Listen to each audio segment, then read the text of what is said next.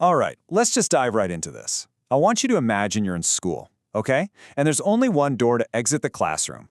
Now imagine one student, like the most unpredictable kid in the entire class, is sitting right next to that door. Well, that door, that's the Strait of Hormuz. And that unpredictable kid, yeah, that's Iran. So our starting point is the Persian Gulf. It's basically this giant lake surrounded by the world's biggest oil-producing countries. Saudi Arabia, the UAE, Kuwait, Iraq, Qatar. All of them are sitting on literally billions of barrels of oil. Oil that the entire world absolutely needs just to function. But, well, here's the problem. This giant oil lake has only one exit. Just one single narrow gap where ships can actually go in and out. And that gap is called the Strait of Hormuz. Looking at it, it is 33 kilometers wide at its narrowest point. But here is the actual reality of navigating it. The actual lane that ships use, it's only 3 kilometers in each direction. Just for reference here, that's literally smaller than the distance between two local metro stations in Mumbai. It's completely tiny. So why should you care about some tiny gap of water on the other side of the world? Well, because every single morning when your dad fills petrol in his car, that petrol, it probably came through this exact strait. This brings us to the absolutely crucial point, and it's this absolute mammoth number. Every single day. 20 million barrels of oil pass through the Strait of Hormuz. To put that into perspective, that is 20% of the entire world's oil, every single day. Let's just look at how this builds across the global economy. Japan gets 90% of its oil from here. China, 40%. India is heavily dependent. South Korea is almost entirely dependent on it. So, think about it like this.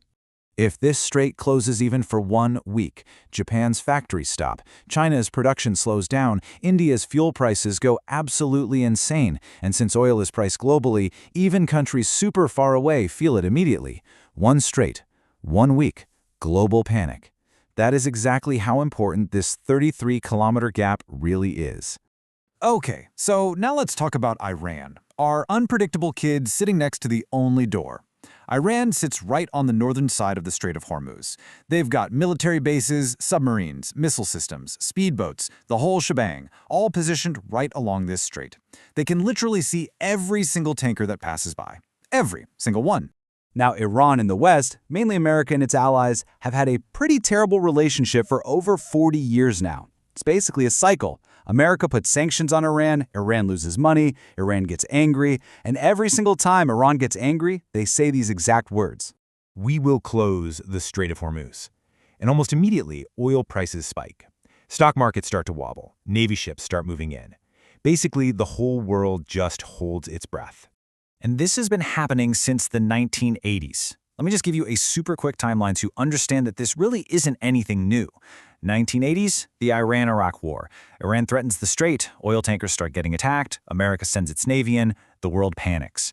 Fast forward to 2011, America puts heavy sanctions on Iran. Iran immediately says, hey, close the strait. Oil jumps again, navies scramble. 2019, mysterious attacks on oil tankers right near the strait. Nobody fully claimed responsibility, but oil prices jumped 15% practically overnight.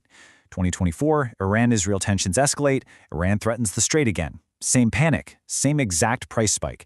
Are you starting to notice the pattern here? Every few years, it's the same threat, the same panic, and the exact same result. But here's the underlying question that nobody really asks out loud. Has Iran ever actually closed it? Well, no. Not once, not in 40 years. Here is the reality that you rarely hear on the news. Iran threatening to close the Strait of Hormuz is exactly like a shopkeeper threatening to burn down his own shop. Why? Because 60% of Iran's own oil exports, the actual money Iran desperately needs to survive, also goes right through this exact same strait. If they close it, yes, the world suffers, but Iran's economy, it collapses first. Plus, Iran also desperately needs to import goods through this strait too.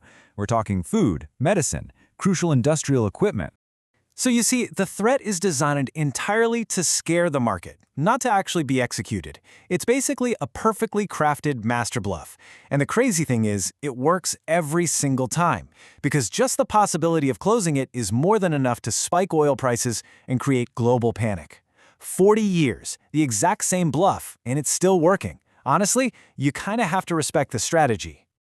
But here is why you still cannot sleep totally easy on this.